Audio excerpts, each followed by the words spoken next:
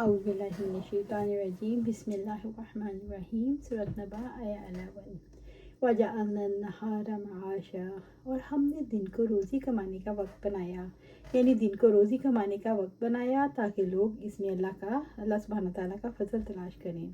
رب العزت نے فرمایا سورہ یونس میں، وہی ہے جس نے تمہارے لیے رات بنائی تاکہ تم اس میں سکون حاصل کرو، اور دن کو روشن بنایا، اس میں یقیناً لوگوں کے لیے واقعتاً نشانیاں ہیں جو سنتے ہیں۔ صبح کا اٹھنا قیامت کے بعد جی اٹھنے کی نشانی ہے۔ سورۃ نبا آیہ 12 وَبَنَيْنَا فَوْقَكُمْ سَبْعًا شِدَادًا، اور ہم نے تمہارے اوپر 7 مضبوط آسمان بنائے۔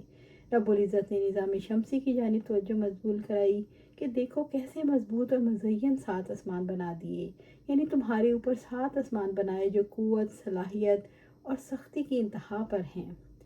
اللہ تعالیٰ نے اپنی قدرت سے ان کو تام رکھا ہے، اور اللہ تعالیٰ نے ان کو زمین کے لیے چھت بنایا۔ آسمان میں سے ہر ایک کا فاصلہ 500 سال کی مسافت جتنا ہے، جو اس کی مضبوطی کی دلیل ہے۔ سورۃ نبا آیہ 13 وحاجہ الوحج باوانی سورج یا آگ کی بھڑک جس میں تپش بھی اور چمک بھی۔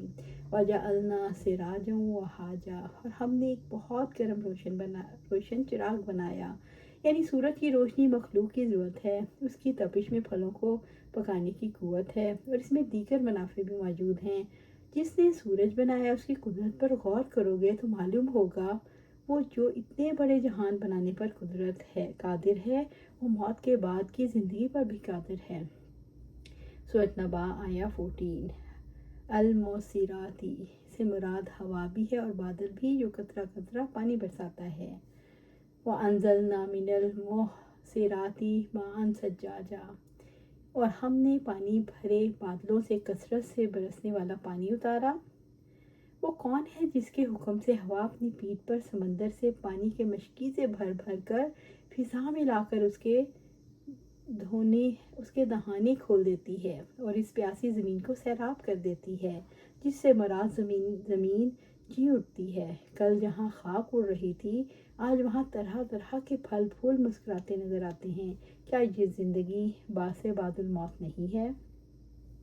بکثرت پانیوں کا نزول توجہ دلاتا ہے رب العزت رحمان ہے، جو انسانوں کو وافر رزق دیتا ہے اور بھی مانگے دیتا ہے۔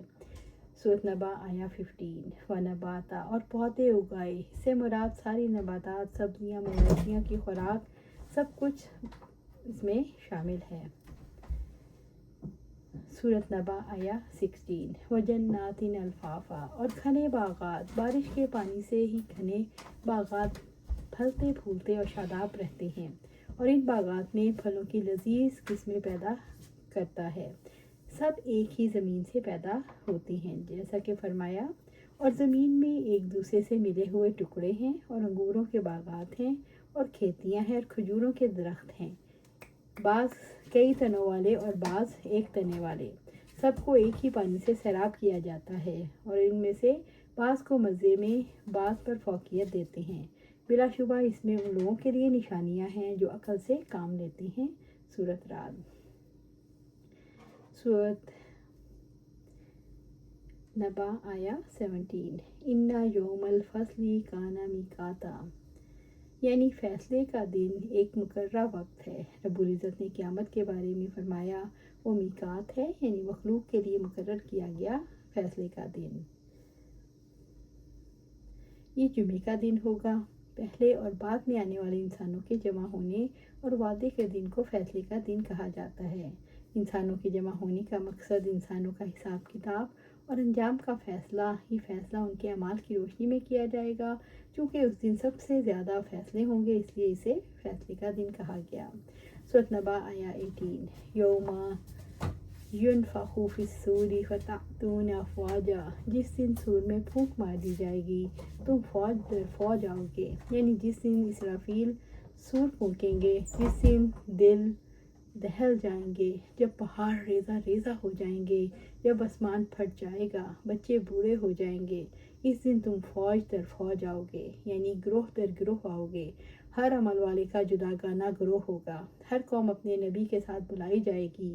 ابو ہریرہ رضی اللہ تعالیٰ عنہ نے بیان کیا کہ آپ صلی اللہ علیہ وسلم نے فرمایا 2 سور پھونکے جانے کے درمیان 40 فاصلہ ہوگا۔ ابو ہریرہ رضی اللہ تعالیٰ عنہ کے شاگردوں نے پوچھا کیا 40 دن مراد ہیں؟ کیا 40 دن مراد ہیں؟ انہوں نے کہا مجھے معلوم نہیں۔ پھر شاگردوں نے پوچھا 40 مہینے مراد ہیں؟ انہوں نے کہا مجھے معلوم نہیں۔ شاگردوں نے پوچھا کیا 40 سال مراد ہیں؟ کہا مجھے معلوم نہیں۔ پھر اللہ تعالیٰ آسمان سے پانی برسائے گا جس کی وجہ سے تمام مردے جی اٹھیں گے جیسے سبزیاں پانی سے اگاتی ہیں۔ اس وقت انسان کا ہر حصہ گل چکا ہوگا سوائے ریڑھ کی ہڈی کے، اور اس سے قیامت کے دن تمام مخلوق دوبارہ بنائی جائے گی۔ سورۃ نبا آیا 19 وَفُتِحَتِ السَّمَاءُ، اور آسمان کھول دیا جائے گا۔ فرشتوں کے نزول کے لیے آسمان کھول دیا جائے گا، گرد و غبار ہو جائیں گے،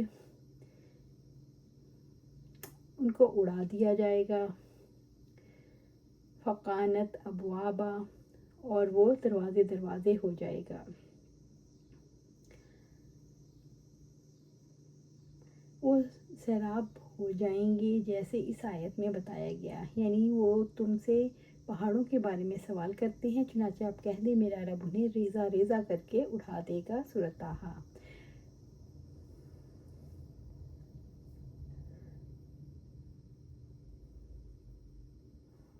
اللہ سبحانہ تعالیٰ سے دعا ہے میں قرآن و سنت پر عمل کرنے کی توفیق دے، اس پر جمع دے، اور جنت الفردوس کے اعلیٰ مقام پر اپنے پاس گھر عطا فرمائے۔ آمین یا رب العالمین۔